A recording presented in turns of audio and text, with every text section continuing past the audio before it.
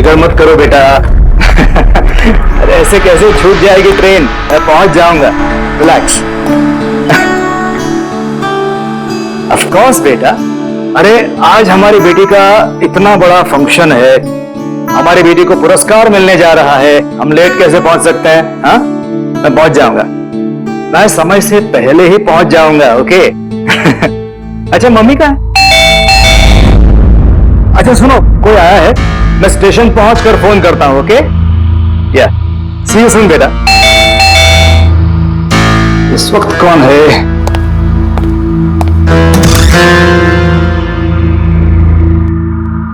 Hi sir, mister पवन कुमार। जी sir आपके नाम का पार्सल है। पार्सल? जी सर। लेकिन भाई मैंने तो कुछ मंगाया नहीं। सर नाम आपका है और एड्रेस भी यही है sir. Let me see. Sir signature. Thank you sir. Thank you. पता नहीं कौन है ये, इसने भेजा होगा।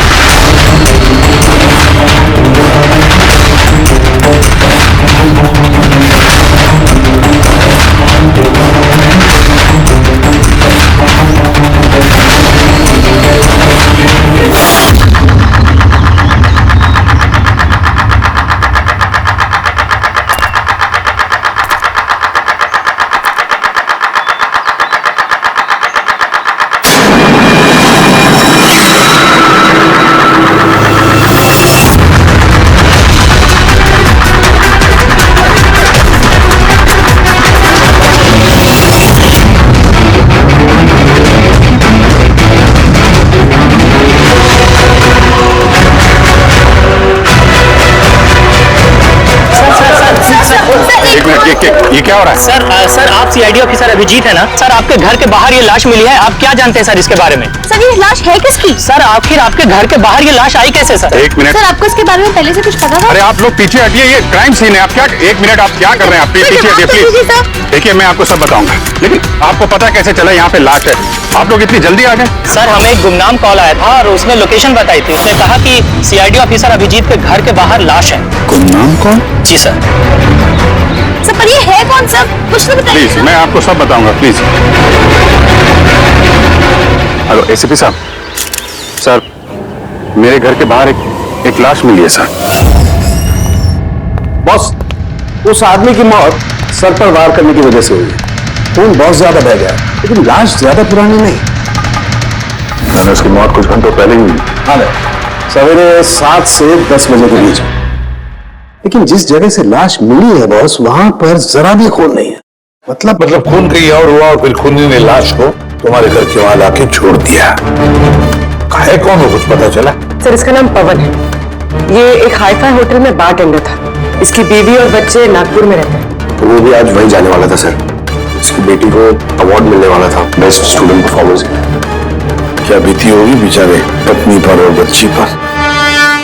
लगता है ये खून बदला लेने के लिए किया गया है।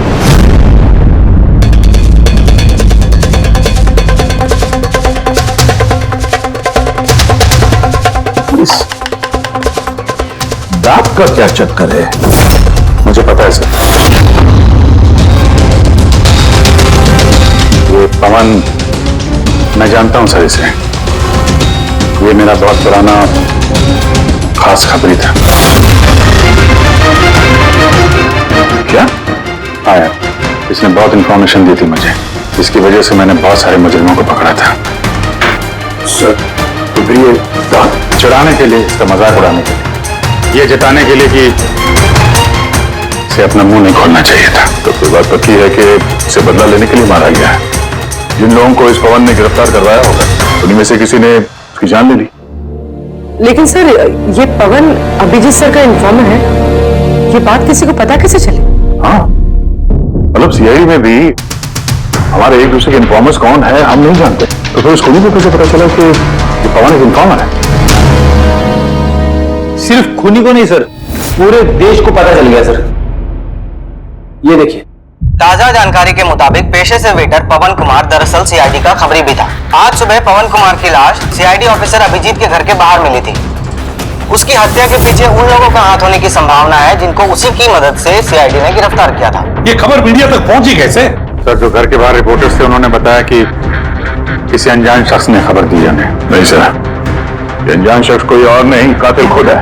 उसने ये सब हमें दुनिया के सामने नीचा दिखाने के लिए किया। क्या सीआईडी इस बात का पता लगा पाएगी? बंद करो यार। जानने के लिए देख। सब मेरी वजह से हुआ है। पवन की सुरक्षा मेरी जिम्मेदारी थी, मेरी वजह से जान गई है उसकी। देखो अभी जो कुछ भी हुआ है उसे तो हम बदल नहीं सकते, लेकिन एक बात तो पक्की है, जिसने भी ये किया है ना उसे हम छोड़ेंगे नहीं। अभिजीत, उससे तुम्हारी आखिरी बार बात कभी हुई थी? मतलब कहीं ऐसा तो नहीं कि वो तुम्हें कोई इंफॉर्मेशन देना चाहता था और उसी वजह से वो मारा गया? पिछले हफ्ते ही मिला था मैं उससे, ऐसी तो कोई बात हुई नहीं थी। तो कुछ और ही चक्कर है, कुछ और ही चक्कर है। जब मरने से पहले पवन ने तुम्हें कुछ लोगों के बारे में इंफॉर्मेशन दी थी ना, कुछ याद है उसके बारे में? पूरा रिकॉर्ड है सर मेरे पास। ये पवन मेरे लिए 3 साल से काम कर रहा था और इन 3 सालों में मैंने उसकी मदद से 5 मुजरिमों को पकड़ा है। तो ये कोई ऐसा आदमी है जो पवन से बदला लेना चाहता था और अभिजीत को चैलेंज कर रहा है। हाँ, हो सकता है।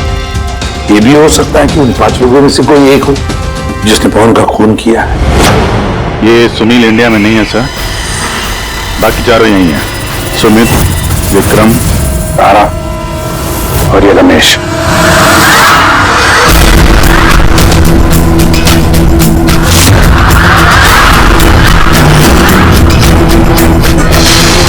हेलो सर, मेरा नाम अजय है। बताइए आप लोग क्या खाना पसंद करेंगे?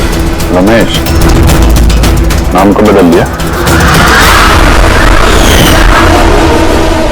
सर उधर चल के बात करें प्लीज।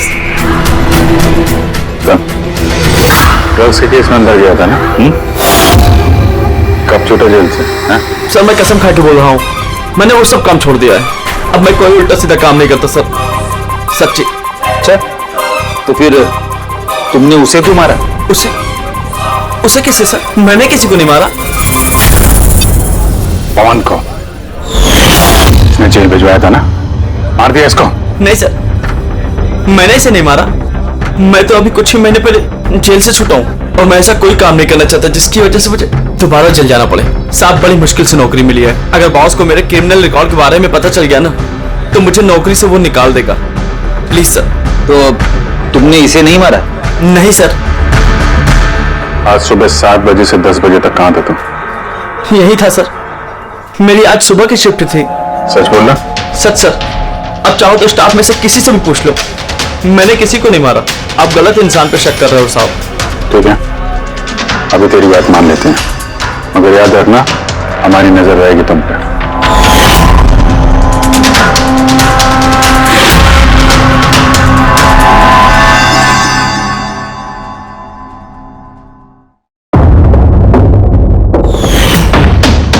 सब कुछ था मेरे पास, घर, परिवार, करियर, एक अच्छी खासी कस्टम ऑफिसर की जॉब थी। सब कुछ खत्म हो गया। खत्म हुआ नहीं, तुमने अपने हाथों से खत्म किया तारा। अगर तुम अपनी जॉब का फायदा उठा के स्मगलर्स का साथ नहीं देती तो तुम्हारे साथ ये सब नहीं होता। कोई शौक नहीं था मुझे ये सब करने का, कोई ऑप्शन नहीं बचा था मेरे पास। पापा की तबीयत ठीक नहीं थी और पैसों की जरूरत थी, और उसी वक्त मुझे ये ऑफर मिला। मैं क्या करती? आप प्लीज बैठ जाइए।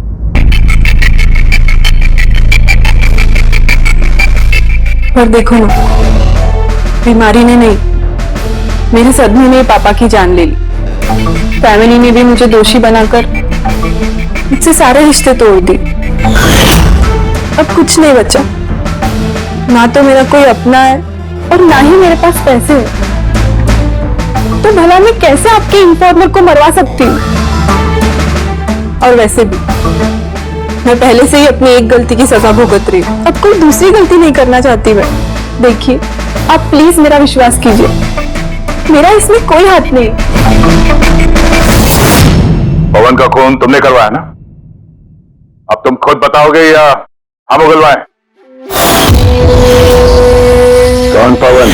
वो खबरी? मैं तो तुम लोगों को बहुत होशियार समझता था। देख रहे हो ना मेरा हाल, मैं यहाँ जेल में हूँ, फिर भी मुझसे पूछ रहे हो। इजाजत तुम किसी और को देना, समझा?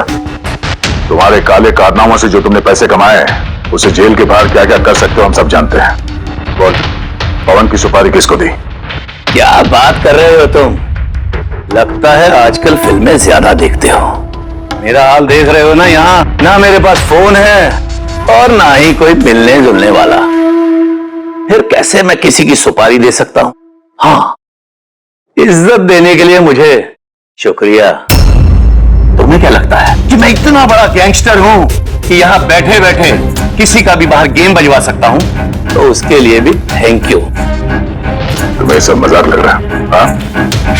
तुम्हारा इसमें हाथ है या नहीं वो तो हम पता लगा ही लेंगे, लेकिन अगर तुम्हारा इसमें हाथ है तो जो तुम्हारा हाल है ना, उससे भी बुरा हाल करूंगा मैं तुम्हारा। देखो, उस पवन खबरी का खून मैंने नहीं करवाया, लेकिन हाँ, जिसने भी किया है ना, बहुत अच्छा किया। और वो यहीं रुकने वाला नहीं है, एक एक करके सब मारे जाएंगे और तुम देखते रह जाओगे। हेलो। अरे बाबू, मुझे पता तुम पवन की खबर सुनकर डर गई हो, लेकिन तुम चिंता मत करो। अरे न्यूज वाले बढ़ा चढ़ा कर बताते हैं, और वैसे भी मेरे बारे में सिर्फ दो ही लोग जानते हैं, तुम और दूसरे अभिजीत सर। तीसरा कोई नहीं जानता कि मैं अभिजीत सर का खबरी हूँ। मैं मिल रहा हूँ ना उनसे कल। हाँ, एक नई खबर भी हाथ लगी है। अरे तुम परेशान मत हो, मैं तुमसे जल्दी मिलता हूँ, ठीक है? Okay, bye.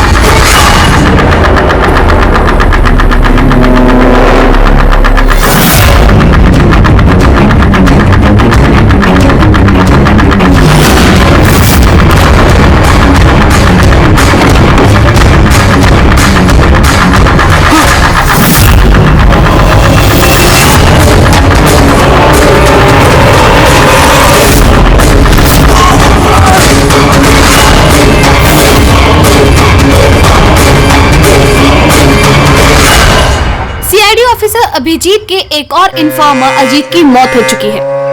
आखिर ये है कौन जो एक एक करके सीआईडी ऑफिसर अभिजीत के सारे इन्फॉर्मर्स को मार रहा है? आखिर इसके पीछे का राज है क्या?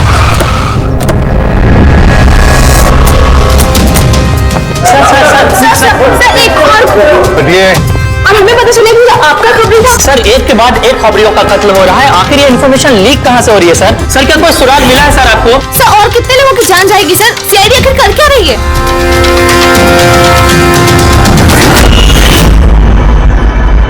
गला घोट के मारा है सर।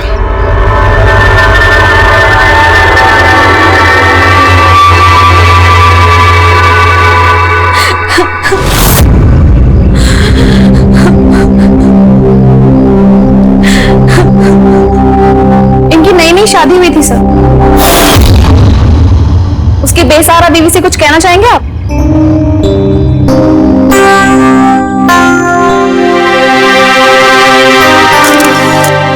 तो आप हैं इंस्पेक्टर अभिजीत, मेरे अजीत के अभिजीत सर। कितना भरोसा करते थे वो आप पर, और आपने उनका इस्तेमाल किया, उनको धोखा दिया है। आपने तो उनकी हिफाजत करने का भरोसा दिया था ना? क्या हुआ उस भरोसे का? कितने पैसों में बेचा आपने उसको? बोलिए, जवाब दीजिए। कितने पैसे मिले आपको? आपका ईमान, आपका जमीन बेचने के लिए? बोलिए। मैम प्लीज बस कीजिए मैम। आपको पता है किसके बारे में बोल रही आपने हूँ? मारा मेरे अजीत को। खूनी है आप, खूनी है आप। मैम प्लीज खूनी है आप, खूनी है आप। प्लीज खूनी है आप, आपने मेरे अजीत को मारा है, खूनी है आप। तो ये थी इन्फॉर्मर अजीत की वाइफ, जिनके आंसू चीख चीख कर सीआईडी ऑफिसर अभिजीत से सवाल पूछ रहे हैं। क्या ये? हाँ, क्या कोई तमाशा चल रहा है? क्राइम सीन है ये। आप लोग यहाँ से जाइए और हमें अपना काम करने दीजिए। चलिए बाहर जाइए। बॉडी को फॉरेंसिक लैब भेज दो। सर। सही कह रहे हैं वो, मेरी वजह से मरे हैं दोनों। ये तुम क्या कह रहे हो अभिजीत? तुमने कुछ नहीं किया। क्या किया तुमने? सर कुछ कर ही तो नहीं पाया मैं। ये दोनों मेरे इन्फॉर्मर्स थे, इनकी सुरक्षा की जिम्मेदारी मेरी थी, पर मैं फेल हो गया सर। पता नहीं किसी को कैसे इनके बारे में पता चला। यही तो पता लगाना है अभिजीत। ये जो दो लोग जिनकी मौत हुई है, ये दोनों तुम्हारे इन्फॉर्मर्स थे, और ये कोई इत्तेफाक तो नहीं हो सकता। कहीं ना कहीं से ये इन्फॉर्मेशन लीक हुई है। हम अगर कहां से? ये दोनों एक दूसरे को भी नहीं जानते थे सर। इनके बारे में अगर किसी को पता था तो सिर्फ मुझे, मेरे अलावा कोई नहीं जानता था इन्हें। और उसके बाद में कातिल को पता चल गया। पर कैसे पता चल गया कातिल को? अभिजीत ये दोनों एक दूसरे को जानते नहीं थे, फिर भी उन दोनों का संबंध था सिर्फ तुमसे, सिर्फ तुमसे। तो कातिल को इनके बारे में इंफॉर्मेशन तुम्हारे अलावा और कौन दे सकता है? सर आपको लगता है कि नहीं अभिजीत, ये मैं नहीं कहना चाहता। तुम याद करके बताओ, तुमने ये सारी इंफॉर्मेशन इन खबरियों के बारे में कहाँ रखी थी? घर में, कंप्यूटर में, अपने फोन में, ऑफिस में, कहीं तो रखी होगी ना? सर मैंने बहुत संभाल के रखी है। वो मेरे पर्सनल लैपटॉप में है सर, मेरे घर में है, कोई एक्सेस नहीं कर सकता सर। तो फिर अभिजीत, हमें तुम्हारे घर पर जाना होगा, पता तो लगना चाहिए ये लीक हुई कैसे, कहां से इंफॉर्मेशन। सर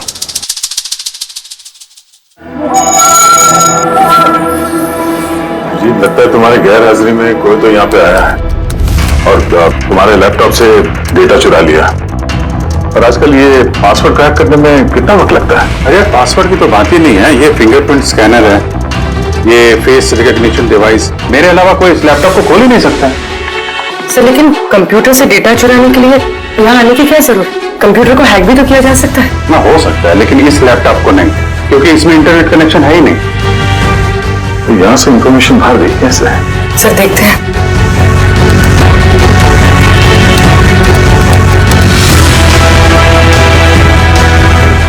सर आपके कंप्यूटर को रिमोट एक्सेस किया गया। लेकिन कैसे है? इसमें इंटरनेट कनेक्शन नहीं है, कैसे है? सर ये देखिए, ये फाइल 2 हफ्ते पहले खोली गई। डेट देखिए। अरे इस डेट को तो हम लोग मुंबई में थे ही नहीं, बाहर थे। ये कैसे हो सकता है? हो सकता है सर। सर आपने कोई नया सॉफ्टवेयर कॉपी या इंस्टॉल किया है ये 2-3 हफ्ते पहले? यार उसकी कोई जरूरत नहीं है पूर्वी, तुमको पता है मैंने इस लैपटॉप में सिर्फ केस से जुड़े हुए दस्तावेज रखे हैं और कुछ सॉफ्टवेयर की जरूरत ही नहीं। हाँ कभी कभार पेन ड्राइव की जरूरत होती है ट्रांसफर करने के लिए डाटा वगैरह। Sir pen drive? हाँ सर वो पेन ड्राइव दिखाएंगे आप?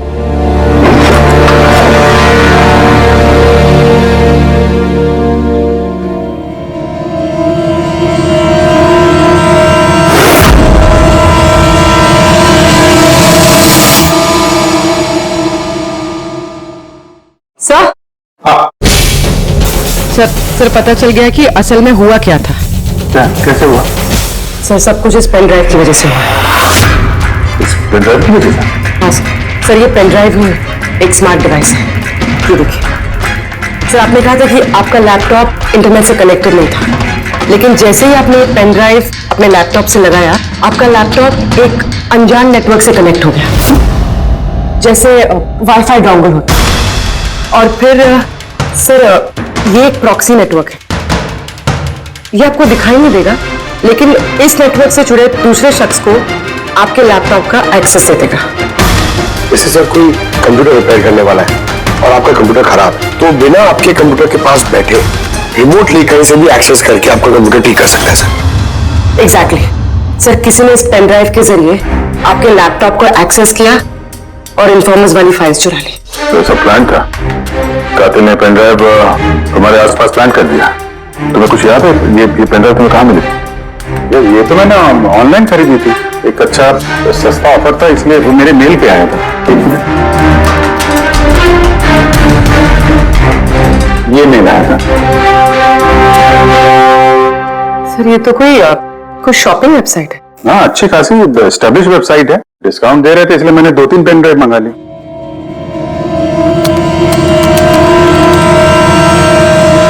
सर ये वेबसाइट तो नकली है।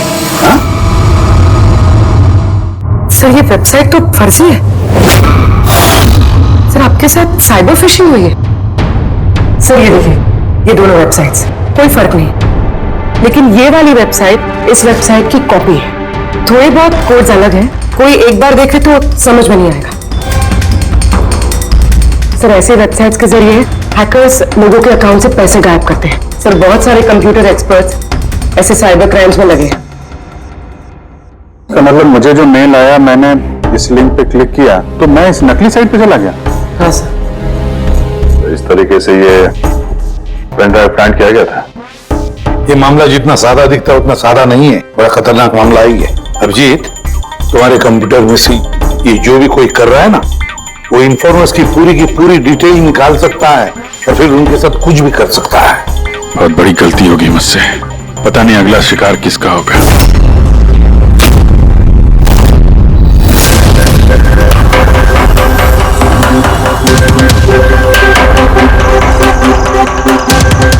हाँ रवि। हाय सर, ये रही डिटेल्स। खबर पक्की है? पक्की खबर है सर। मेरी इंफॉर्मेशन कभी गलत नहीं होती है सर। सर बहुत डेंजरस लोग हैं। वो देख लेंगे, तुम ये रखो। हैं? Thank you sir. निकलो, संभाल के। Bye sir. सर कल रात को ड्रग्स की बहुत बड़ी तस्करी होने वाली है सर, और ये 2 नए चेहरे हैं जो सामने आए। ठीक है, तुम निकलो, मैं मिलता हूँ। ठीक है सर। रवि और कुणाल, सर इन दोनों की मदद से मैंने काफी बड़े केसेस सुलझाए हैं। ऐसे केसेस जिनमें काफी खतरनाक लोग शामिल थे। फिर अभिजीत, हमें कैसे भी करके उन लोगों तक पहुंचना पड़ेगा, इससे पहले कि कातिल उन तक पहुंच पाए। पूनम। हाय कुणाल, कहाँ हो तुम? कितने फोन किए तुम्हें, मैसेजेस भी किए, एक का भी रिप्लाई नहीं किया तुमने। मैं बाहर गया था काम से, और तुम तो जानती हो ना, जब काम से बाहर जाता हूँ तो फोन यूज नहीं करता। तुम और तुम्हारा काम, पता नहीं क्या काम करते हो तुम, हफ्तों गायब हो जाते हो। अच्छा अभी वो सब छोड़ो ना, अभी तो आ गया हूं ना तुम्हारे पास, तो कुछ अच्छी बातें करते हैं। अच्छा ये बताओ, क्या मंगाऊं तुम्हारे लिए?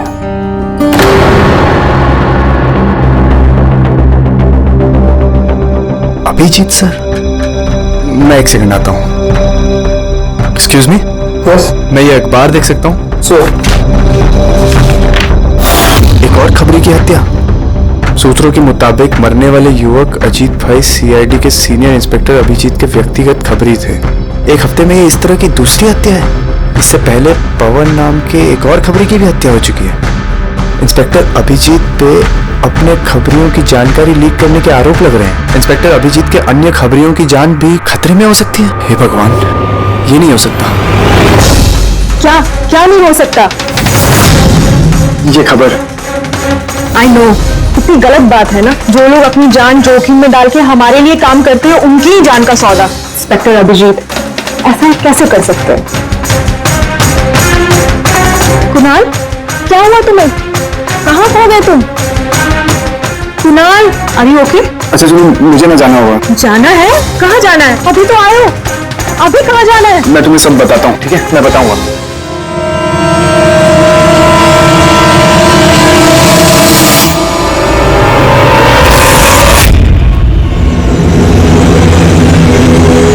रिक्शा,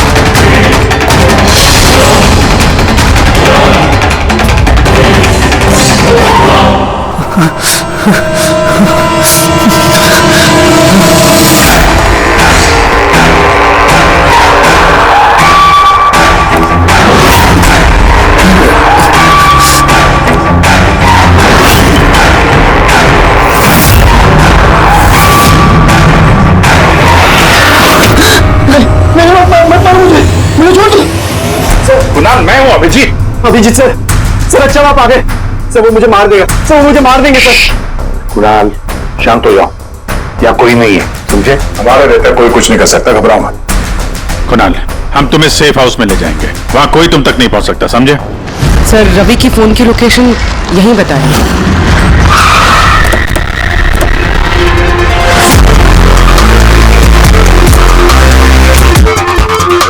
यहाँ होना चाहिए लेकिन दिख तो नहीं रहा।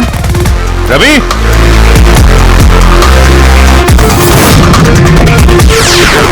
रवि,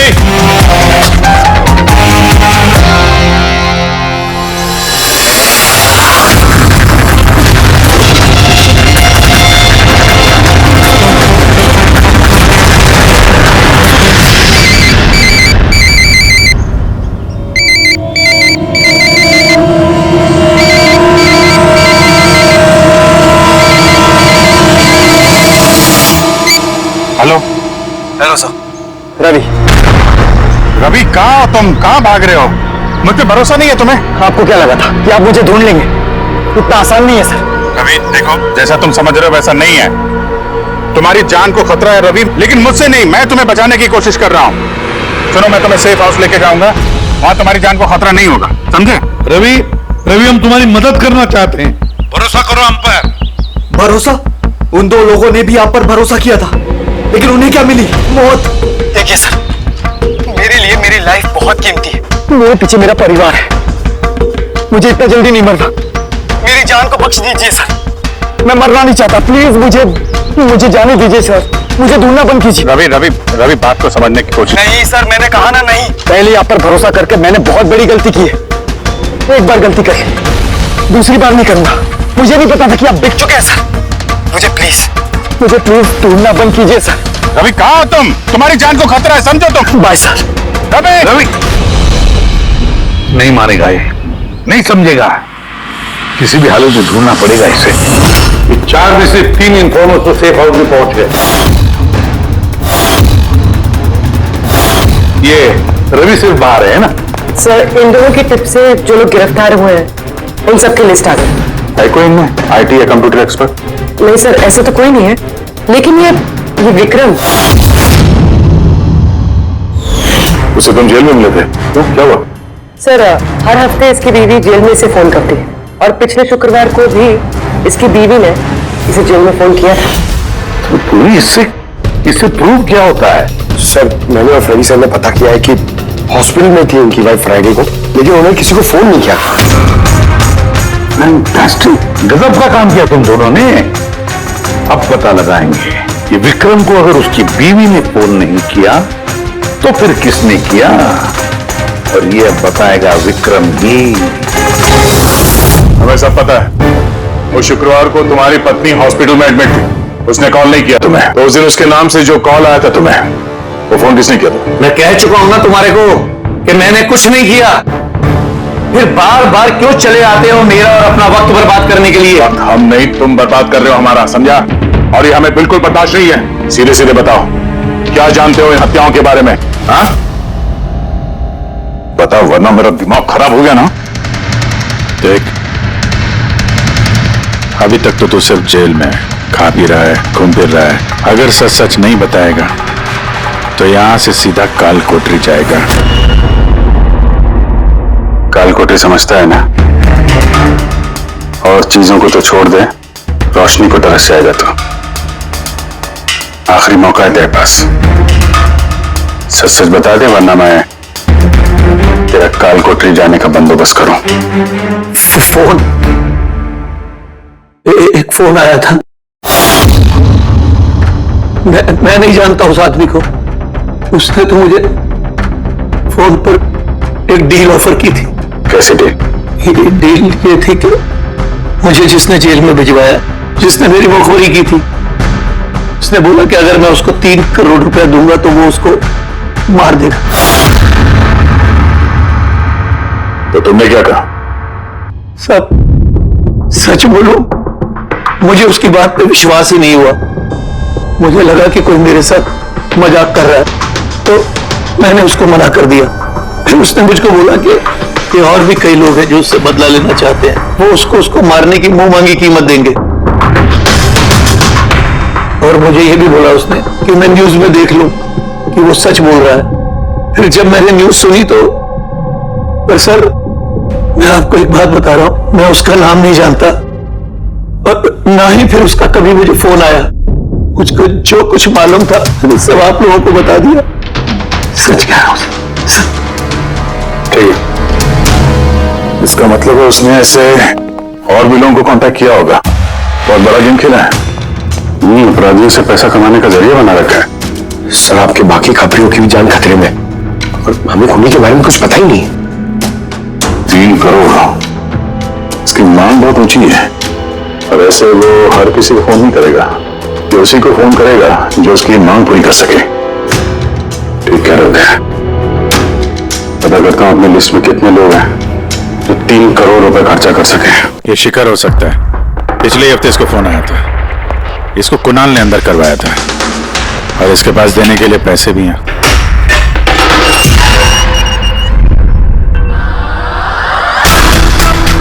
अपना बदला पूरा होने का इंतजार कर रहे हो क्या? कुणाल की सुपारी दे दी खूनी को, हाँ? अब उसकी मौत की खबर का इंतजार कर रहे हो? ये क्या बातें कर रहे हैं आप लोग? मैं किसी कुणाल को नहीं जानता और ना ही मैंने किसी को किसी की सुपारी दी है। तो पिछले हफ्ते फोन तुम्हारे चाचा का आया था? हाँ आया था। तो नहीं, तुम्हारे चाचा जी इस दुनिया में तो है नहीं, तो कहां से कॉल आया था? स्वर्ग से या मर्ग से? सुनो, तुम अभी फंस चुके हो। लड़ाई इसी में होगी कि सब सच सच जल्दी बोलो। अच्छा तो जाओ, पहले मेरे लॉयर को बुला के लाओ। उसके आने से पहले ना मैं कुछ नहीं बोलने वाला। मुझसे कुछ भी पूछताछ करनी है उसके आने के बाद ही करो। जाओ बुला के लाओ पहले से। ठीक है, अगर यही ऑप्शन है तो फिर यही सही।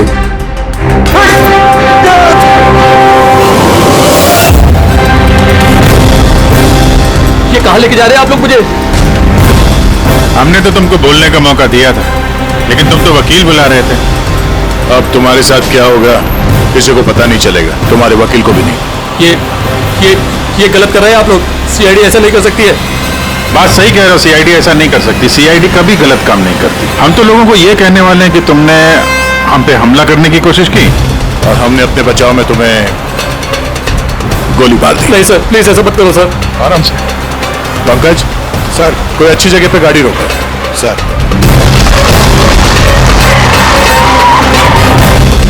चल बाहर निकल।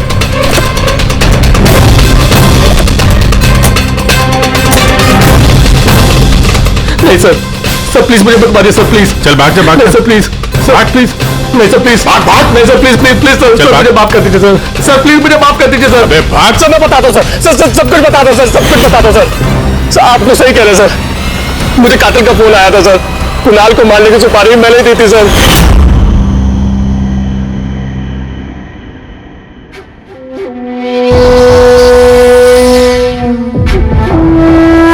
हेलो शिखर। कौन? शिखर मैं कौन हूं ये जानने की तुझे जरूरत नहीं है। तेरे लिए सिर्फ ये जानना जरूरी है कि जिसकी वजह से तू जेल गया है मैं उसे जानता हूं और उसको मैं जान से भी मार सकता हूं, लेकिन उसके लिए मुझे पैसे चाहिए। कितना पैसा चाहिए तुझे? पूरे 3 करोड़। ठीक है, आधा पैसा मैं तेरे अकाउंट में डलवा देता हूं और बाकी का आधा पैसा काम पूरा हो जाने के बाद। लेकिन हाँ, ज्यादा होशियारी मत करना, नहीं तो तू मुझे जानता है ना कि मैं कौन हूं। शिखर मैं वादे का पक्का हूं, तुम्हारा काम समझो हो गया। चल रखता हूं अभी।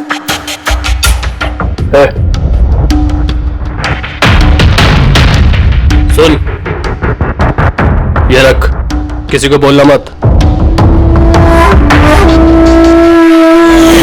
सर मैंने अपनी बीवी की मदद से सर उसके अकाउंट में आधे पैसे डलवा दिए थे सर, और बाकी का आधा पैसा काम होने के बाद डलवाने वाला था सर, लेकिन अभी तक कुणाल को कुछ नहीं हुआ है सर। कुणाल की जान खतरे में है।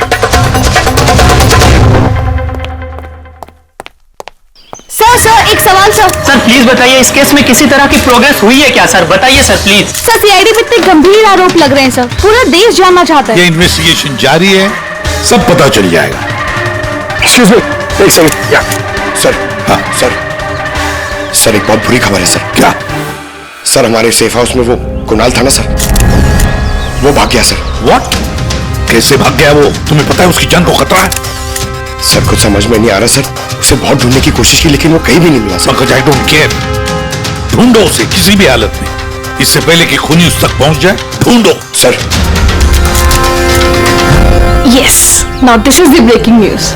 एक के बाद एक हो रही सीआईडी इन्फॉर्मर्स की हत्याओं का रहस्य सुलझाने में सीआईडी पहले से नाकाम थी, और अभी अभी एक खबर आ रही है कि कुणाल नाम का सीआईडी का एक और खबरी जिसकी सुरक्षा का जिम्मा सीआईडी ने लिया था वो लापता है। सीआईडी ने कुणाल को जिस सुरक्षित ठिकाने पर रखा था वहां से कुणाल गायब हो गया। क्या सीआईडी कुणाल तक पहुंचने और उसे बचाने में कामयाब हो पाएगी?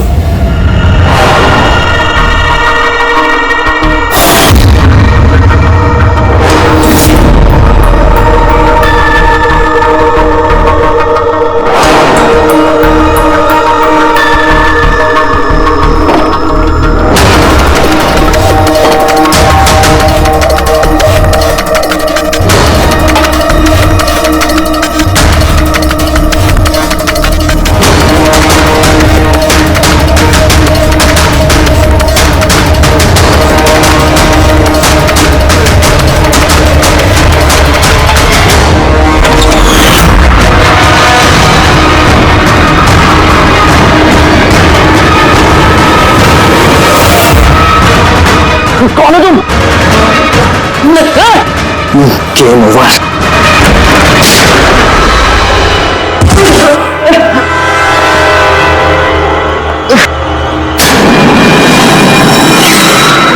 अभी तुम?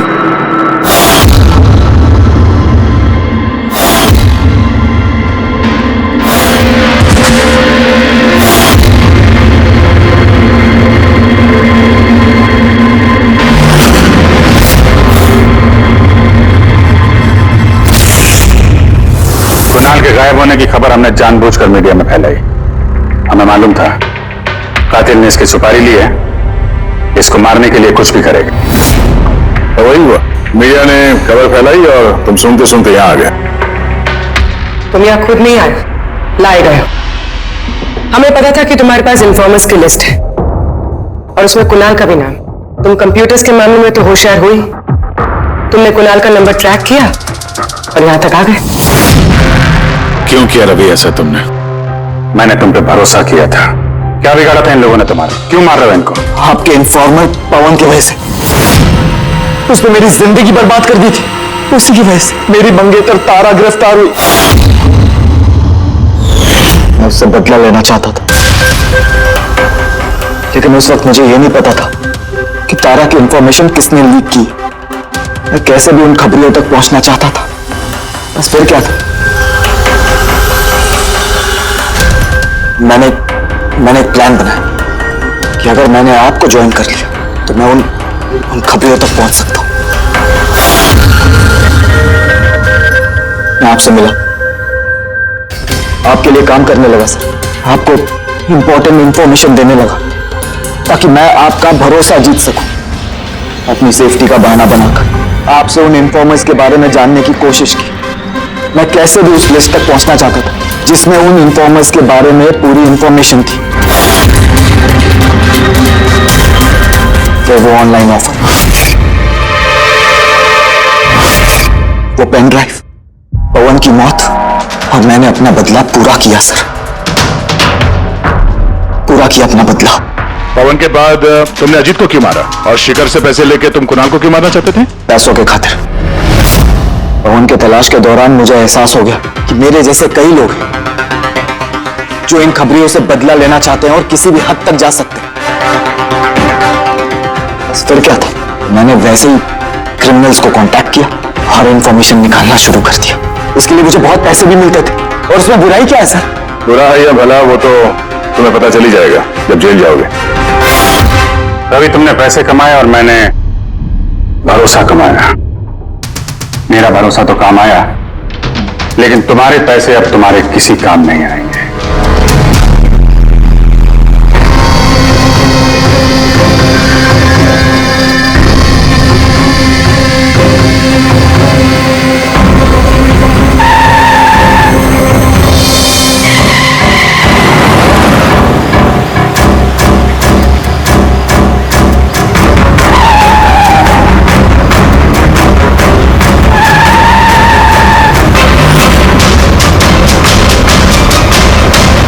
गाड़ी में सोना अच्छी बात नहीं है।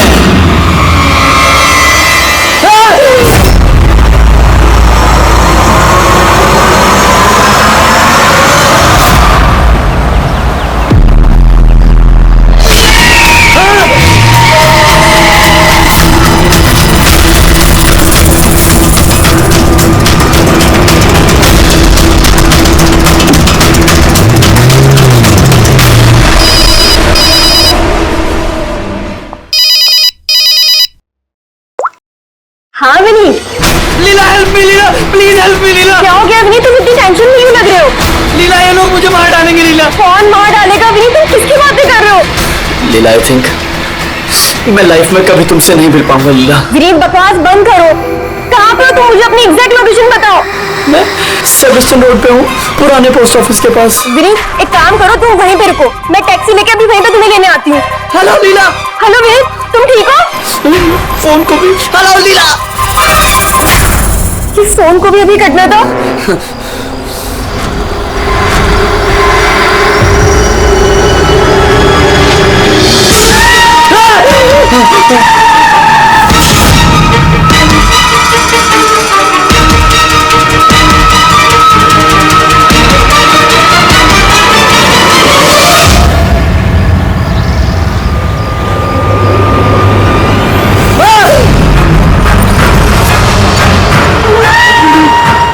भगवान प्लीज हेल्प मी, मुझे मेरे घर तक पहुंचा दो प्लीज।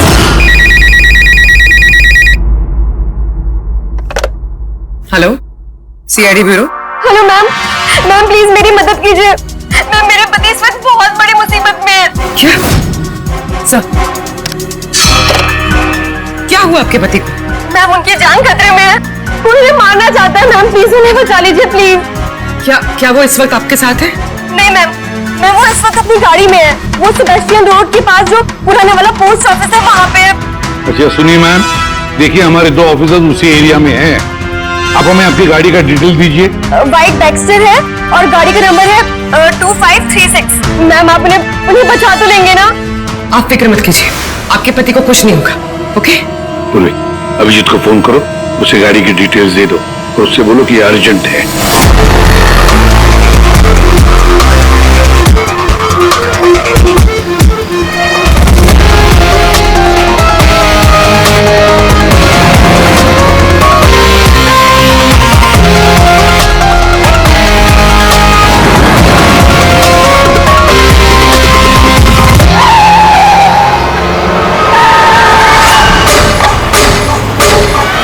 यही नंबर है। ये गाड़ी ऐसे क्यों चला रहा है? ये तो एक्सीडेंट कर देगा।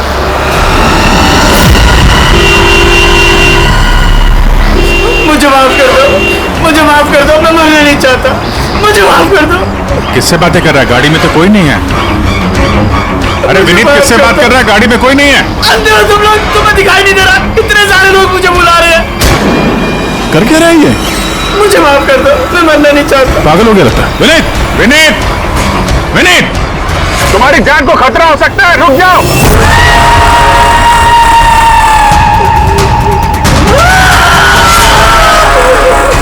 अंकल मेरे साथ खेलो ना, बहुत मजा आएगा। विनीत, गाड़ी रोको, साइड में लगाओ।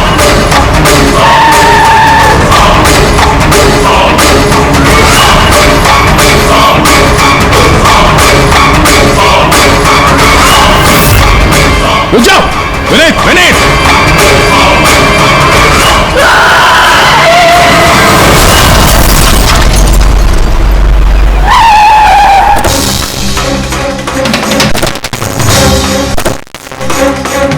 विनीत, ओह नो, ये तो मर चुका है।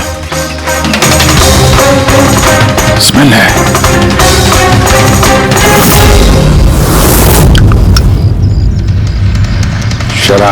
शराब पी के गाड़ी चला रहा था, लेकिन ये गाड़ी में बात किसी कर रहा था? शराब के नशे में बड़बड़ा रहा होगा। शराब पी के तो यही होता है, एक्सीडेंट। आपने तो मुझसे वादा किया था ना कि विनीत को कुछ नहीं होगा, तो ये क्या हो गया? देखिए मैडम, अगर उनकी जान को किसी और से खतरा होता तो हम उन्हें जरूर बचा लेते, लेकिन वो तो खुद ही शराब पी के गाड़ी चला रहे थे। आप तो जानती हैं कितना खतरनाक है। नहीं, उनकी जान खुद उनकी वजह से नहीं गई है, बल्कि उन लोगों की वजह से गई है जो इतने दिनों से उन्हें परेशान कर रहे थे। कौन लोग? सुबह शाम सोते जागते हर वक्त वो उन्हें सताते रहते थे। वो इतना ज्यादा परेशान हो गए थे कि उन्होंने अपने बिजनेस पर भी पूरी तरह से ध्यान देना बंद कर दिया था। किन लोगों की बात कर रही हैं आप? जरा साफ साफ बताइए। मैम, विनीत की मौत हमारे सामने हुई थी और उस वक्त कार में उसके अलावा और कोई भी नहीं था, तो उसकी मौत का दोष आप किसी और को कैसे दे सकती हैं? क्योंकि उनका खून हुआ है, मर्डर है ये, मर्डर। मर्डर हुआ है? आप जानती हैं किसने किया ये? आत्माओं ने। भले ही आप लोगों ने वो आत्माएं नहीं देखी होगी, लेकिन विनीत उन्हें साफ साफ देख सकते थे। सीआईडी आत्माओं को नहीं मानती। आप भी मानते सर। अगर आपने वो 2 हफ्ते पहले वाला नजारा देखा होता। लीला उठो, उठो लीला, लीला उठो।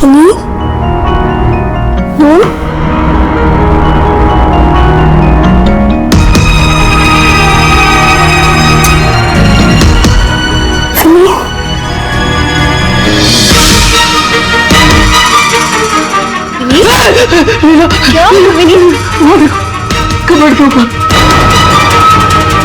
क्या है वहां विनीत? लीला, कबर्ड के ऊपर मुझे बोल रहा है, मुझे सोने नहीं दे रहा। विनीत, वहां पे कुछ नहीं है, कुछ नहीं है वहां पे। तुमने ना जरूर कोई बुरा सपना देखा है। चलो आगे सो जाओ। मैंने कोई सपना नहीं देखा। वो देखो अभी भी घूम रहा है। तुमको दिख क्यों नहीं रहा यार? विनीत, वहां पे कुछ नहीं है। तबीयत ठीक नहीं है विनीत, तो आगे सो जाओ। चलो, कुछ नहीं है विनीत, ना बुरा सपना देखा इसलिए ये सब हो रहा है। सॉरी, मुझे माफ कर दो प्लीज। एक मिनट, ये विनीत किस चीज के लिए माफी मांग रहा था? ये तो मुझे भी नहीं पता सर। विनीत काम क्या करता था? सर, उनकी कंपनी हॉस्पिटल्स में मेडिकल इक्विपमेंट सप्लाई करती थी। आप श्योर है कि वो विनीत का खून आत्मा नहीं किया? सर, मुझे पहले तो नहीं लगता था, क्योंकि ना तो मैंने कभी कोई आत्मा देखी थी और नहीं कभी मैंने उनकी आवाज सुनी थी।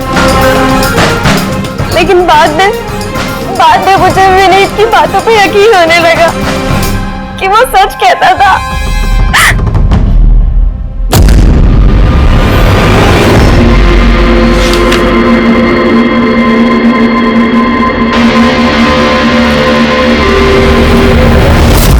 हाँ बॉस, इसकी मौत की एक ही वजह नजर आ रही है, इसके सर पर लगी हुई चोट जो इसे एक्सीडेंट के दौरान लगी। पक्का डॉक्टर साहब, कोई और वजह नहीं? विसरल सैंपल्स को चेक करना अभी बाकी है, लेकिन प्राइमा फेसी तो यही दिखता है कि मौत की वजह एक्सीडेंट है। तो बॉस, इसके खून में हमें अल्कोहल की बहुत ज्यादा मात्रा मिली। मुझे लगता है उसी की वजह से इसे हेलुसिनेशन होने लगे और इसने टक्कर मार दी। मतलब ये खून का मामला नहीं है। हम फ्यूनरल के लिए बॉडी को लौटा सकते हैं। अगर कुछ डाउट हुआ तो विसरल सैंपल से पता लग जाएगा। पता नहीं सर क्यों अभी मुझे ऐसा लग रहा है कि ये केस उतना सीधा नहीं है, क्योंकि जब हमने लीला से पूछा कि ये विनीत किससे माफी मांग रहा था तो वो बात को टाल गई। हम लोग भी फ्यूनरल में जाएं क्या? वहाँ रिलेटिव भी होंगे, फ्रेंड्स भी होंगे, बहुत सारे लोग होंगे, देखते हैं कुछ पता चलता है। जाओ, जरूर जाओ फ्यूनरल में।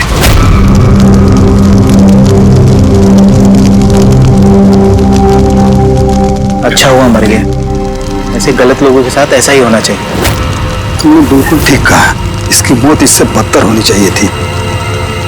बस अब उस दिन का इंतजार है जब उन दोनों की भी चिता जलते हुए देखूंगा। उस दिन तुम सबको बहुत बड़ी पार्टी दूंगा मैं। क्या प्रॉब्लम क्या तुम्हारी? हाँ? यहाँ पर एक आदमी की चिता जल रही है, शौक मनाने के बजाय जश्न मनाने की बात करो तुम लोग। क्यों ना मनाऊं जश्न? अरे असली जश्न तो उस दिन मनेगा जिस दिन ये दोनों भी अग्नि की भेंट चढ़ेंगे। ये दोनों अग्नि की भेंट चढ़े या ना चढ़े, तुम सीआईडी के हत्थे जरूर चढ़ोगे। सर अगर आप लोग सीआईडी से हैं तो आपको मुजरिमों का साथ देने के बजाय हम लोगों को इंसाफ दिलाना चाहिए सर। एक मिनट, कहना क्या चाहते हो? पूरी बात बताओ। सर मेरा नाम रोहित है और मेरे पिताजी पर्पल हॉस्पिटल में एडमिट थे। डॉक्टर सर वो वेंटिलेटर पे। Doctor, nurse doctor relax. मेरे पिताजी मर रहे हैं वहाँ पे, प्लीज डॉक्टर को बुलाइए प्लीज। क्या हुआ? क्यों शोर मचा रहे हो? शोर न मचाऊं तो क्या करूं? मेरे पिताजी मर रहे हैं वहाँ पर और आपके साथ यहाँ बैठकर मक्खियाँ मार रहे हैं। आप शांत हो जाइए प्लीज, अब जाइए पेशेंट के पास। हम आते हैं। मैम प्लीज जल्दी कीजिए प्लीज। सब हो गया, सारे के सारे वेंटिलेटर्स एक एक बंद हो रहे हैं। यस मैम, हमारे 2 इंटर्न्स मैनुअली ऑक्सीजन दे रहे हैं कुछ पेशेंट्स को। मैम हर पेशेंट के साथ ऐसा नहीं हो सकता, अगर वेंटिलेटर्स ठीक नहीं हो तो पेशेंट मर जाएंगे। धीरे बोलो। अरे ये हॉस्पिटल के रेपुटेशन का सवाल है, अगर मरीजों के घर वालों को पता चल गया ना फिर बवाल हो जाएगा। आप प्लीज 2 मिनट का वक्त दीजिए, हम सोल्यूशन। मैम एक एक करके सारी वेंटिलेटर्स बंद हो रहे हैं। बाकी के वार्ड्स में चेक करो। अरे वो सप्लाई विनीत को फोन करो ना, वो ही अभी कुछ कर सकता है। बस टेंशन लेने की जरूरत। डॉक्टर महक हुआ क्या है ये सब? वेंटिलेटर बंद हो गए सारे। आप प्लीज शांत रहिए, मैं बात करती हूँ ना। सर एक एक करके सारे वेंटिलेटर्स बंद हो गए। क्या ऐसे कैसे हो सकता है? तो किसी हॉस्पिटल में फोन करो ना, वहां से मंगवाओ। अरे राजा फोन लगाओ और मैं एक काम करूँ, टेक्नीशियन जो यहाँ पर है उसको बुलाओ। राजा क्या हो गया तुम्हें सुनाई नहीं देता सर क्या आप कह रहे हैं? आप लोग क्या डिस्कशन में टाइम वेस्ट कर रहे हैं? मेरे पिताजी मर जाएंगे वहां पर। प्लीज चलिए प्लीज। बस आते ही है please. Ma'am very bad news. 2 patients की जान चली गई है, 5 पेशेंट्स बहुत क्रिटिकल कंडीशन में हैं। सर अगर आज हम लोगों का परिवार हमारे साथ नहीं है तो उसके जिम्मेदार सिर्फ और सिर्फ ये 3 लोग हैं, विनीत, महक और राजा। ये विनीत तो इक्विपमेंट सप्लाई करता था ना? जी सर। और ये महक राजा? सर जिस दिन ये हादसा हुआ उस दिन महक डॉक्टर इंचार्ज थी और राजा हॉस्पिटल का एडमिन संभालता था। ये सिर्फ राजा और महक आए हॉस्पिटल से या और लोग भी आए वहां के? आया ना सर, वो हेड नर्स परिणीता, वो शेखर जो की मेंटेनेंस में, और वो डॉक्टर केदार इस हॉस्पिटल के मालिक। ठीक है, अभी शांत हो जाओ। हम इस मामले के तह तक जाएंगे। अगर तुम्हारे पिताजी के साथ नाइंसाफी हुई है तो उन्हें इंसाफ जरूर मिलेगा।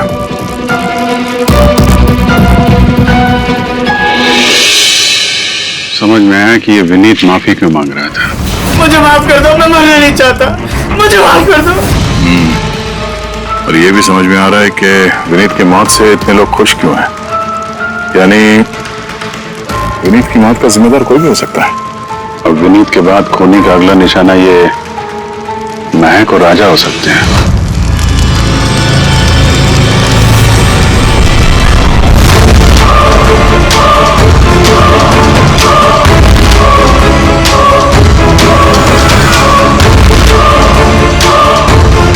मुझे माफ कर दो। तुमने मुझे क्यों मरने दिया? मेरा पीछा मत करो।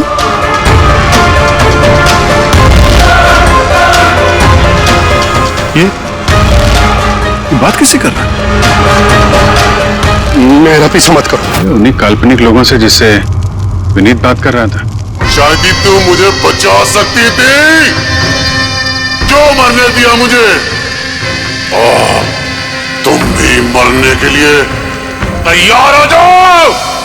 और ये महक भी सहमी से लग रही है। छोड़ो, छोड़ो मुझे, छोड़ो मुझे, आग में मत खींचो। मेरी कोई गलती नहीं है। छोड़ो, छोड़ो, छोड़ो, छोड़ो मुझे, छोड़ो, छोड़ो, मत खींचो मुझे आग में। छोड़ो, क्या कर रहे हो? इधर आओ। क्या कर रहे हो यार? हैं? मैं बस परेशान हूँ, इसमें आप लोग क्या कर सकते हैं? मुझे खुद ही निपटना होगा अपनी परेशानी से। आप इधर आओ, थोड़ा दूर हट जाओ इधर से। तो बहुत सारे लोग हैं जो विनीत की मौत की खबर सुनकर खुश हो गए हैं। हाँ सर। और अब वो महक और राजा की मौत की खबर सुनना चाहते हैं। राजा और महक, इनका बर्ताव भी कुछ नॉर्मल नहीं लग रहा था सर। काफी डरे डरे से लग रहे थे, विनीत की तरह। सर, विसरल सैंपल्स की रिपोर्ट आ गई है। वेट, कोई गड़बड़ है? हाँ, एक आम इंसान का खून जितना लाल होता है, विनीत का खून उससे बहुत ज्यादा लाल था। अब समझ में आया कि विनीत को आत्माएं क्यों नजर आ रही थी। क्यों सर?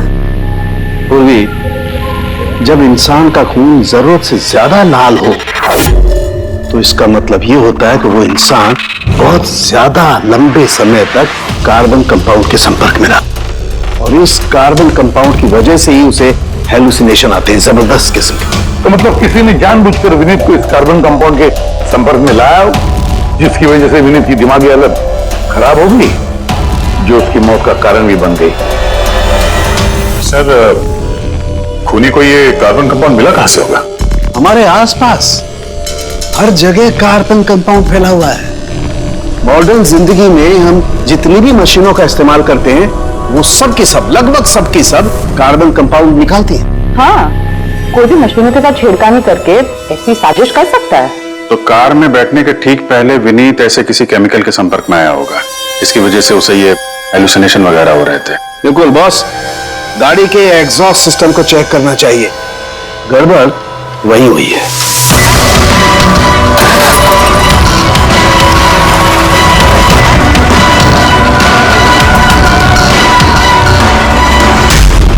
सालों के सर तो सही बोले थे सर। भाई, इसमें से तो केमिकल भर के आ रहा है।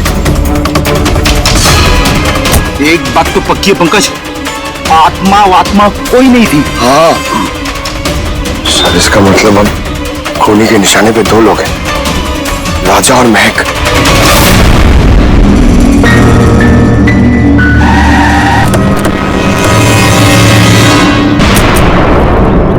खंडर में राजा का प्रताप ठीक नहीं था, अभी भी उसकी मानसिक स्थिति ठीक नहीं है। अरे सर, दरवाजा तो खुला है।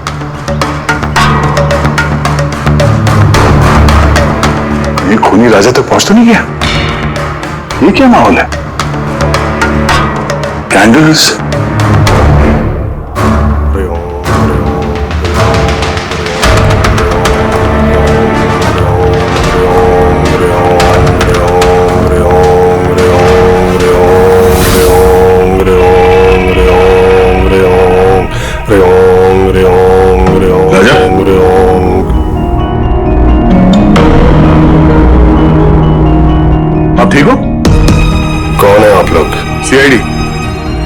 के अंतिम संस्कार में मिले थे हम लोग।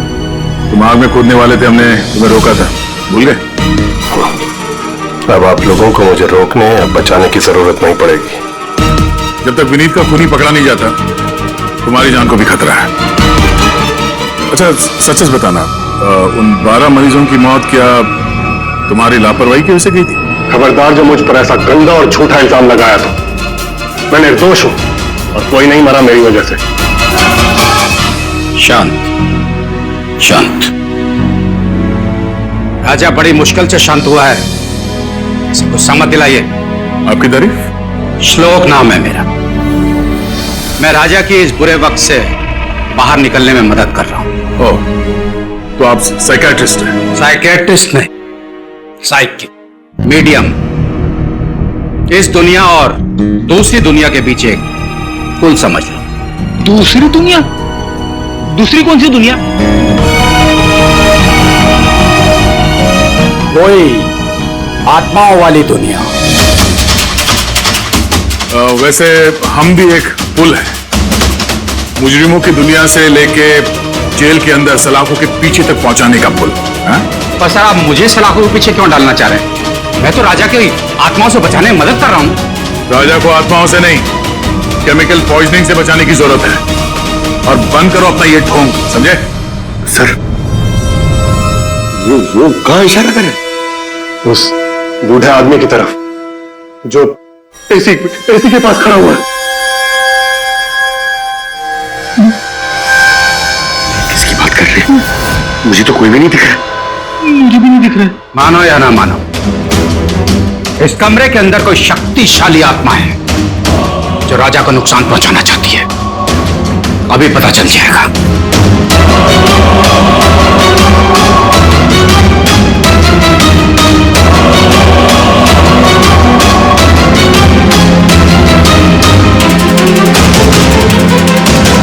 मीटर से हाथ में दिखेंगे।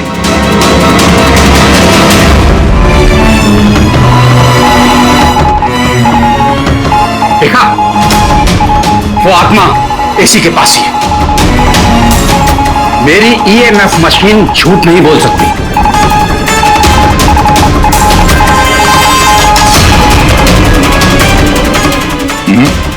पर हमारा भी ये मीटर गलत नहीं हो सकता, समझे?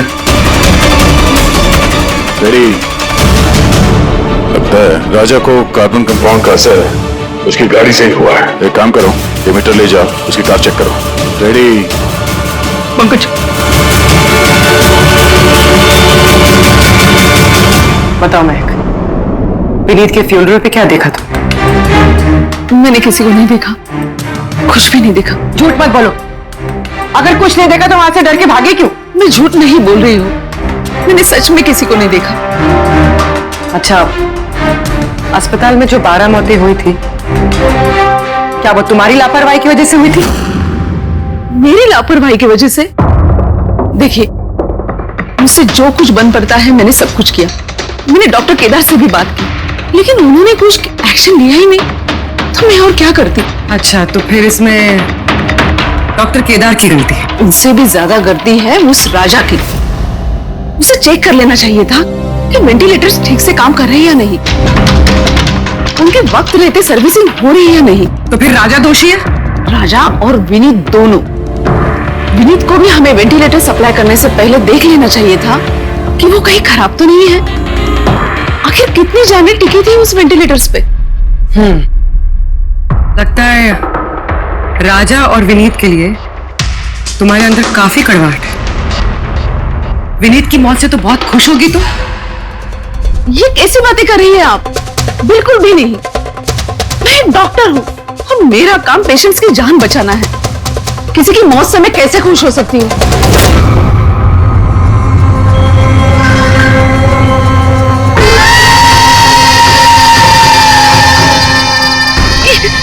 वो आ गया, वो आ गया।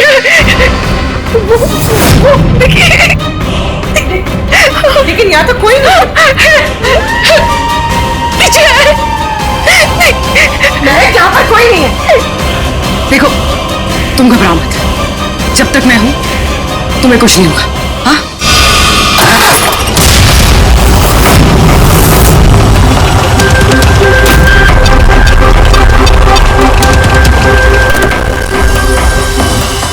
की एसी में तो कार्बन कंपाउंड नहीं है। घर के अंदर देते, चलो।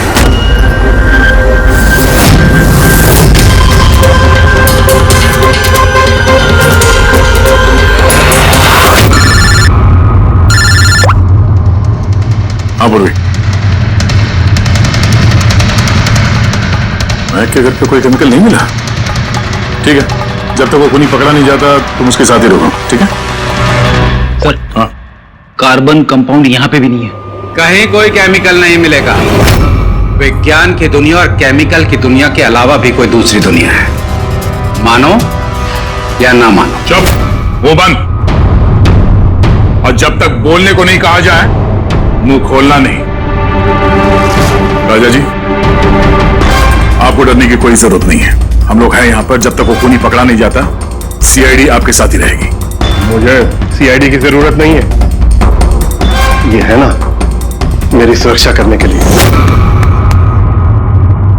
सर ये कैसे हो सकता है? ना राजा के घर में केमिकल मिला, ना महक के घर में केमिकल मिला, कैसे हो सकता है?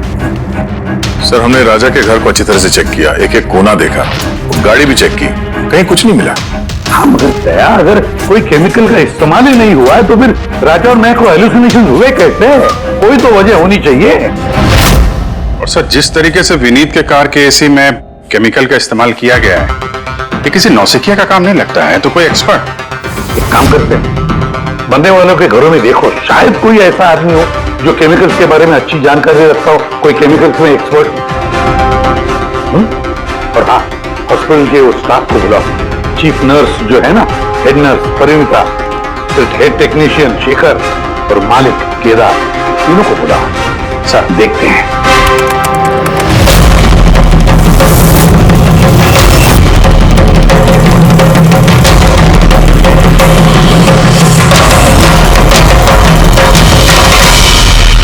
तुम्हारा नाम शेखर है? Yes sir.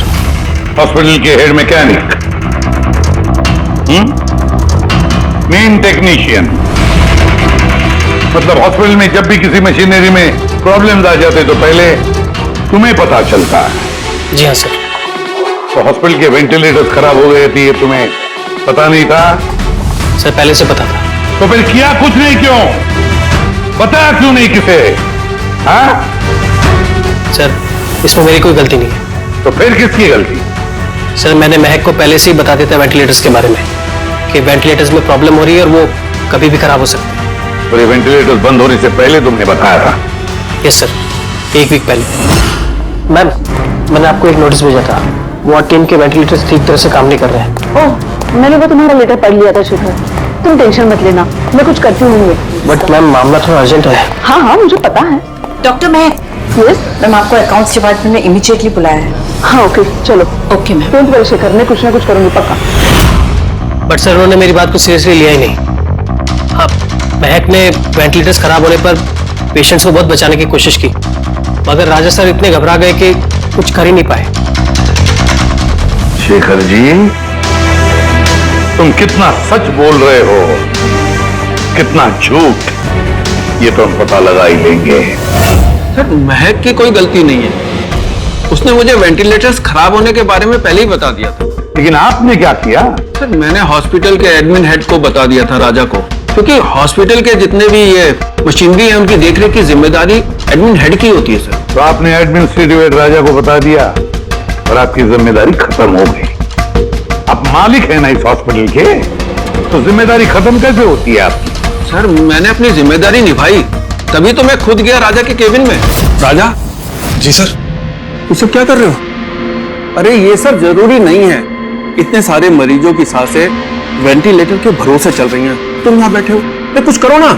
जी सर, मैं अभी सप्लायर से बात करके वेंटिलेटर बदलवा देता हूँ। प्लीज प्लीज जल्दी करो। जी सर, मुझे समझ में नहीं आ रहा कि उन्होंने वेंटिलेटर्स बदलवाए क्यों नहीं।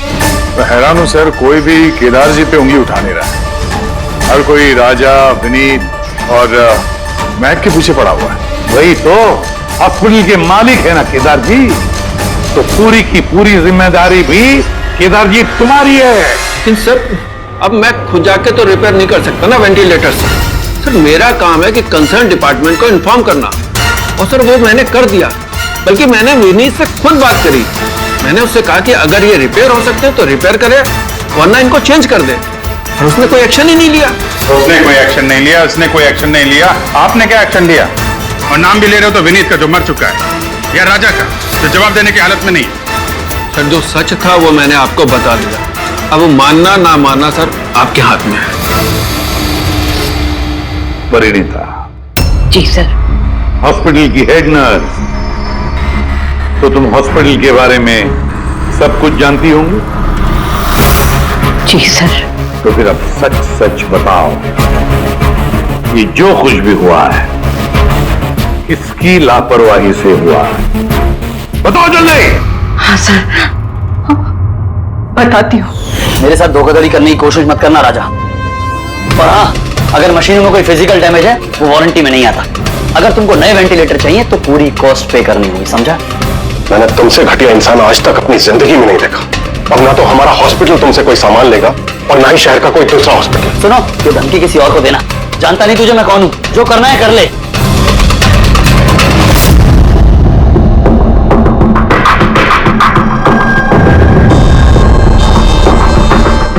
ये जो कुछ भी हुआ है इस राजा और विनीत के झगड़े की वजह से हुआ है। दोनों के झगड़े की वजह से सर इतने लोगों की जान चली गई। राजा को नए वेंटिलेटर का इंतजाम तुरंत करना चाहिए था। सर इन मरीजों के परिवार वालों में से 3 लोग ऐसे हैं जिन्होंने केमिकल इंजीनियरिंग की है। अच्छा, 3 लोग? तो फिर उनकी कुंडली निकालो, देखते हैं।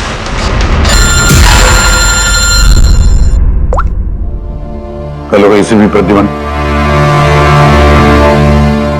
बहुत ठीक है, हम अभी पहुंचते हैं। क्या सर? राजा की मौत हो गई।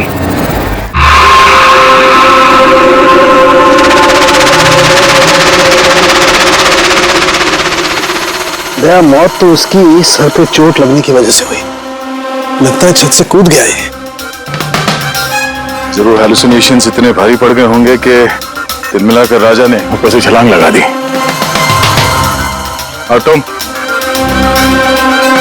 ख्याल रखने वाले थे ना इसका? ये ख्याल रखा तुमने? हाँ? सर राजा तो एकदम शांत तरीके से हो गया था। मुझे क्या पता था कि अचानक उठ जाएगा और खुदकुशी कर लेगा। जिस वक्त ये सब हुआ तुम कहाँ थे? हाँ? सर मैं दूसरे कमरे में सो रहा था, तभी मुझे राजा के जोर जोर से चीखने की आवाज सुनाई दी। मुझे इन आत्माओं को नहीं झेलना, मुझे इसे निजात चाहिए, आजादी चाहिए। और जब तक मैं इसके पास पहुंचता ये छत से कूद गया साहब। वाह क्या बात है, राजा को अकेले छोड़कर तुम घोड़े बेच के सो रहे थे? हाँ? मैंने तो कमर कस ली थी कि नहीं सोऊंगा, पर न जाने कैसे नींद आ गई। जरूर मुझे उन आत्माओं ने सुला दिया होगा। आप ये देखिए सर, मीटर की रीडिंग भी कितनी बढ़ गई है। मुझे मेरी तबीयत भी कुछ कमजोर लग रही है सर। अगर दोबारा ये मीटर दिखा दिया ना मुझे तो याद रख। एक मिनट दया, एक मिनट भाई, जरा मीटर देना मुझे। ये लीजिए। ये मीटर मैं रख लेता हूँ। हाँ? तुम्हें लौटा दूं मैं बाद में। जी सर, पर दे दीजिएगा। हाँ जरूर दे दूंगा। अभी एक काम करो, अभी तुम घर जाके थोड़ा आराम करो, थक गए हो ना, बहुत कमजोरी होगी तुम्हें। हाँ? जी सर। बराबर सो नहीं, जाओ आराम करो। ये क्या डॉक्टर साहब, उसे जाने दिया और ये मीटर रख लिया? दया, ये मीटर जो है ना, ये बड़े काम की चीज है।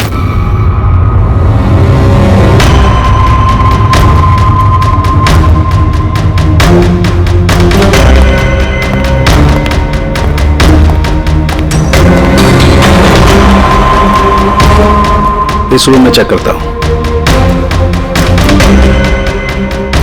हाँ सर। नहीं, तो ऊपर चलते हैं।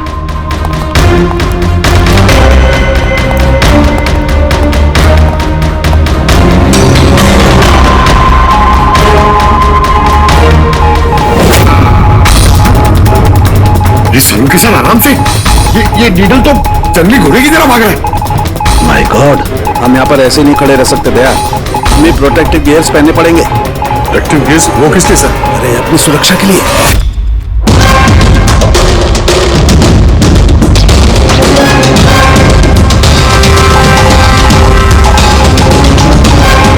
ये देखो, सबसे ज्यादा मीटर रीडिंग यहीं पर है, इस एसी के नीचे। मतलब सर वो पंकज खबरदार, खबरदार जो आत्मा का नाम भी लिया तो। सर ये मीटर किस तरह इशारा कर रहा है? बताता हूँ बाहर चलो बाहर चलो।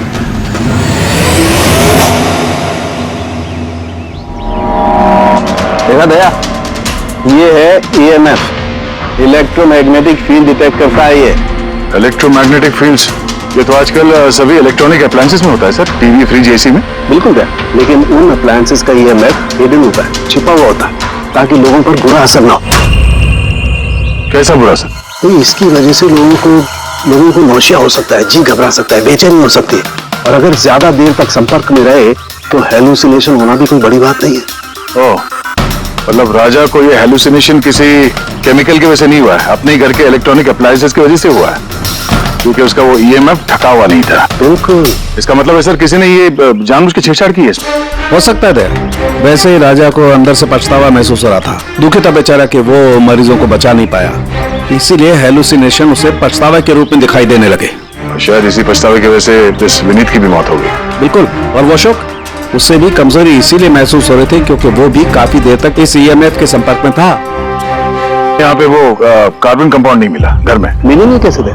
क्योंकि यहाँ तो EMF का इस्तेमाल हो रहा था, और सबसे ज्यादा रीडिंग मुझे बेडरूम के AC में मिली। इसका मतलब बेडरूम के AC में छेड़छाड़ हुई। फिर तो उस महक के घर में भी EMF। ओह नो, हमें तुरंत पुलिस को इन्फॉर्म करना होगा।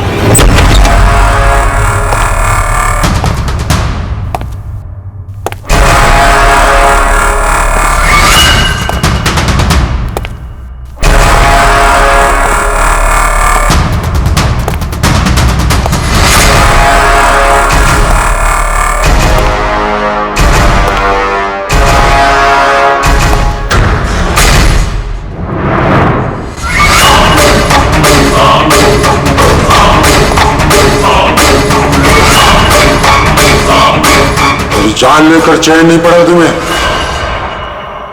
जो फिर से मुझे मारने आई हो।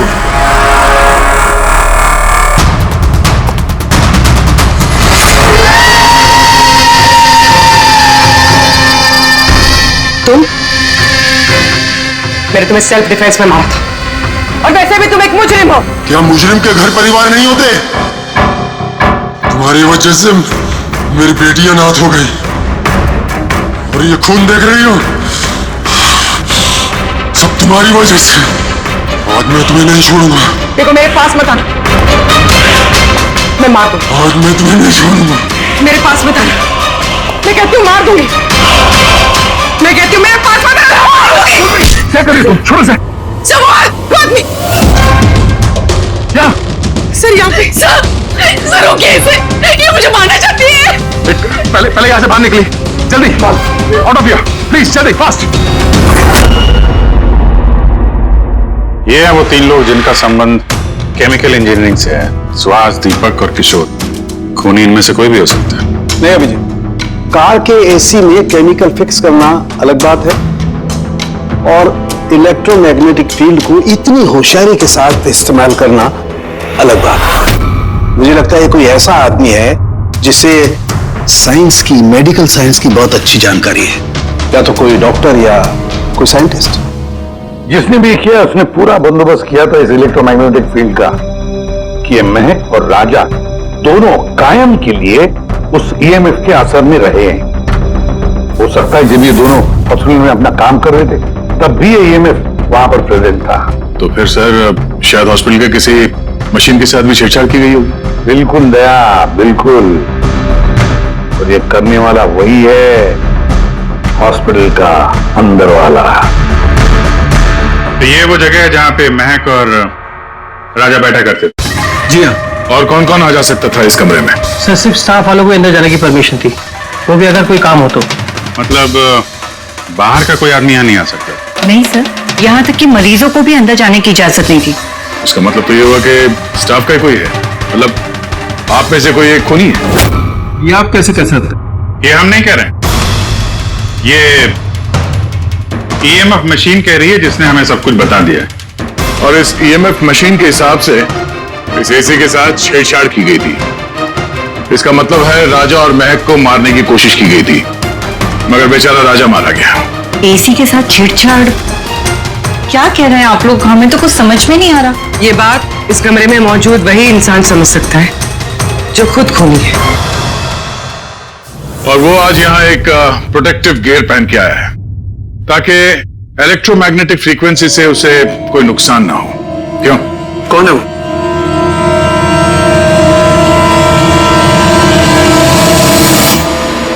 यहाँ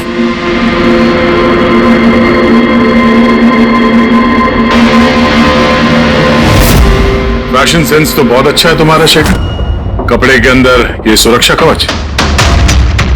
तुम्हारे सारे पत्ते खुल चुके हैं शेखर।